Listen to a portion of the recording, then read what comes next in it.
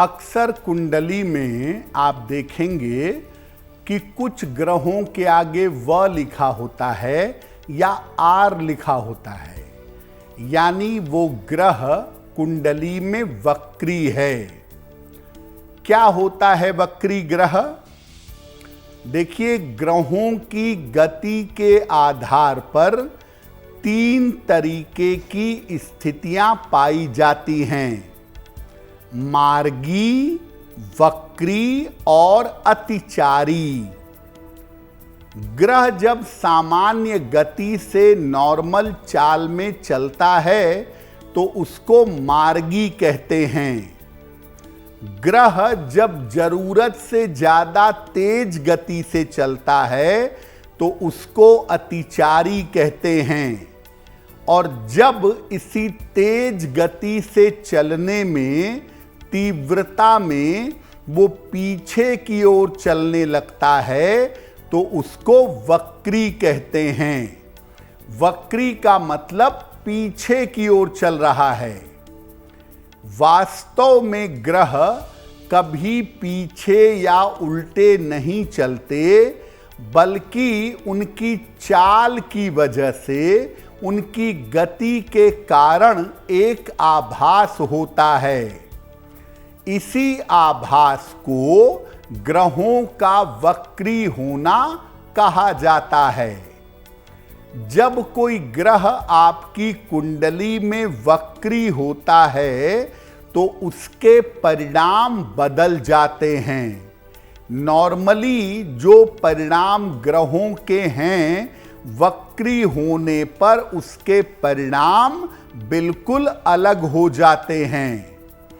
ऐसा माना जाता है कि ग्रहों के वक्री होने से उनके परिणाम उल्टे हो जाते हैं, जबकि ऐसा नहीं होता।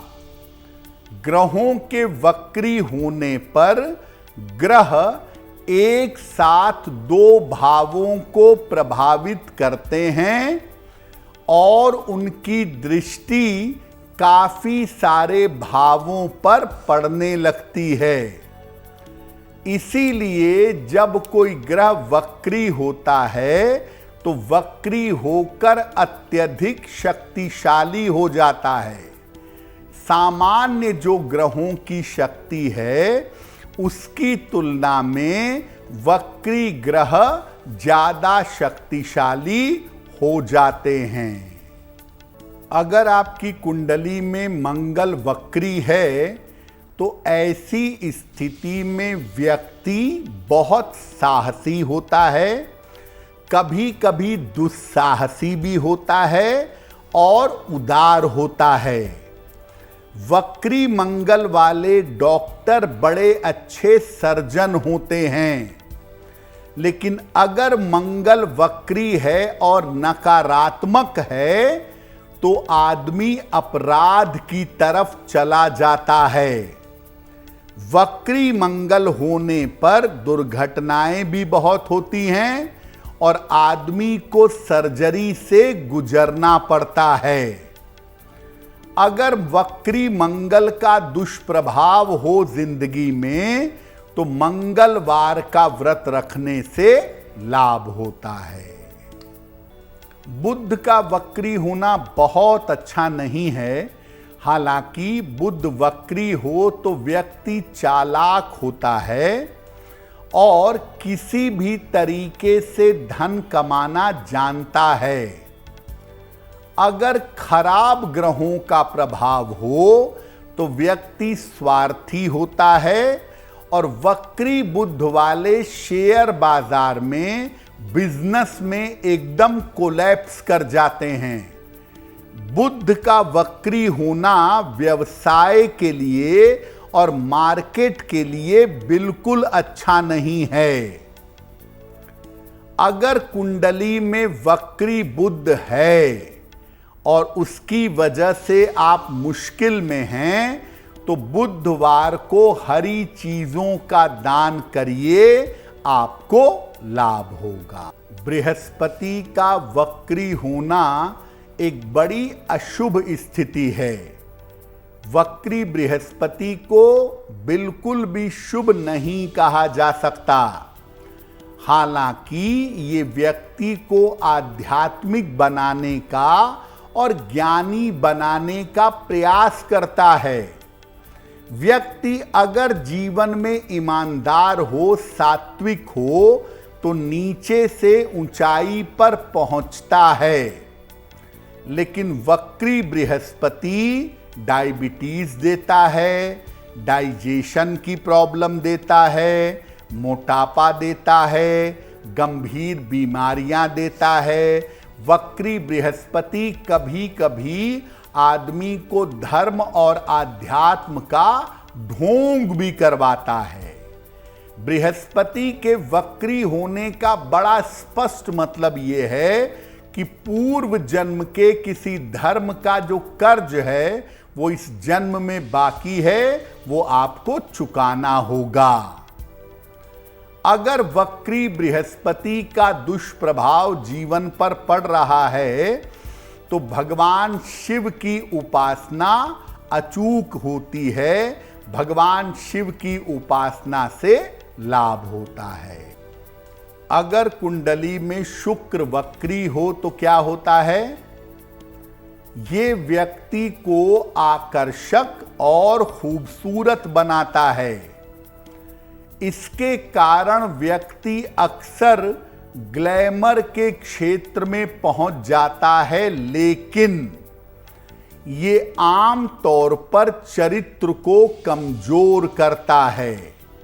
और वक्री शुक्र होगा तो व्यक्ति को जीवन में सही साथी नहीं मिलेगा।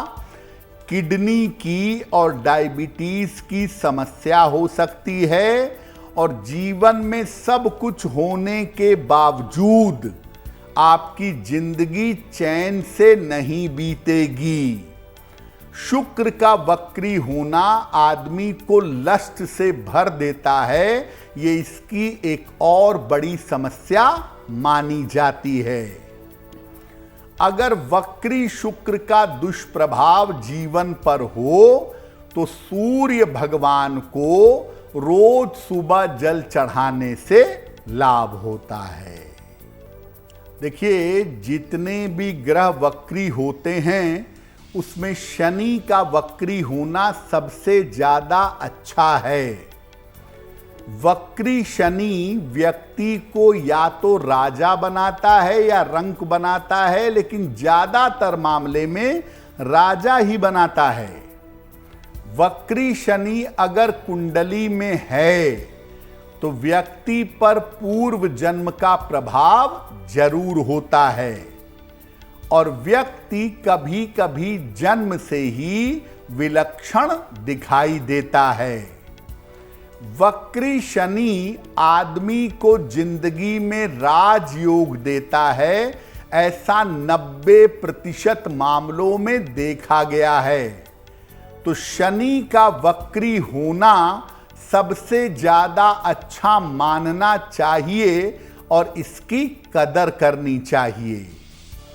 अगर वक्री शनि की वजह से दिक्कतें हैं तो पीपल के पौधे लगवा दीजिए 2-4 या साल में लगाते रहिए। जब जब मौके मिलें तो वक्री शनि का दुष्प्रभाव आपके ऊपर नहीं पड़ेगा। देखिए, ग्रहों के वक्री होने का सीधा अर्थ ये है कि ग्रह पीछे की तरफ जा रहा है, जो कुछ छूट गया है उसको लेना चाहता है। हम घर से बाहर निकले, अचानक याद आ गया चाबी छूट गई, तो वापस लौट लेते हैं। ग्रहों के पीछे लौटने का अर्थ है कि कुछ छूटा हुआ है जिसको वो लेना चाहता है, जिसको वो प्राप्त करना चाहता है। 100% कुंडलियों में 30% केवल कुंडलियां ऐसी होती हैं जिसमें कोई ग्रह वक्री ना हो। केवल 30% कुंडलियां ऐसी होती हैं जिसमें एक भी ग्रह वक्री नहीं होता। राहु केतु तो खैर हमेशा ही वक्री होते हैं, लेकिन बाकी कोई ग्रह वक्री ना हो, केवल 30% कुंडलियों में होता है। 70% कुंडलियों में 1, 2, 3, 4, कभी कभी 5-5 ग्रह, 6-6 ग्रह वक्री हो जाते हैं। तो ऐसा होता ही क्यों है? कुंडली में वक्री ग्रह आ ही क्यों जाते हैं? जिन लोगों के ऊपर पूर्व जन्म के कर्मों का प्रभाव ज्यादा बाकी होता है, उनकी कुंडली में ग्रह वक्री होते हैं। और जिनकी कुंडली में पूर्व जन्म के कर्मों का प्रभाव ज्यादा होता है, या इस जन्म में पूर्व जन्म के कर्मों की छाया ज्यादा होती है, उनकी कुंडली में ज्यादा ग्रह वक्री होते हैं। ग्रहों का ज्यादा वक्री होना खराब या अच्छा नहीं है। वो ये बता रहा है कि आपके ऊपर पूर्व जन्म के कर्जे बाकी हैं, जो इस जन्म में आपको चुकाने पड़ेंगे और आपकी जिंदगी एक सेट पैटर्न पर चलेगी। तो ग्रह ज्यादा तभी वक्री होंगे कुंडली में, या ग्रह तभी कुंडली में वक्री होंगे जब पूर्व जन्म के बहुत ज्यादा कर्म इस जीवन में बाकी होंगे। और अलग अलग ग्रहों का वक्री होने का मतलब क्या है, ये हमने आपको समझाया। उसी प्रकार से वो आपके जीवन पर, आपके स्वास्थ्य में, आपके रोजगार में, आपकी योग्यता पर असर डाल देते हैं। और सूर्य चंद्रमा कभी भी वक्री नहीं होते, इसलिए पूर्व जन्म से सूर्य चंद्रमा का डायरेक्ट इनडायरेक्ट कनेक्शन उतना ज्यादा नहीं होता जितना हमेशा वक्री रहने वाले ग्रह हैं राहु केतु, इनका पूर्व जन्म के कर्मों से संबंध इसीलिए ज्यादा होता है। अगर आप मुझसे जुड़ करके अपनी समस्याओं का समाधान चाहते हैं और चाहते हैं कि आपकी समस्याओं को ज्योतिष के माध्यम से सुलझाया जाए, तो आप हमसे संपर्क कर सकते हैं, जुड़ सकते हैं एस्ट्रो तक पर।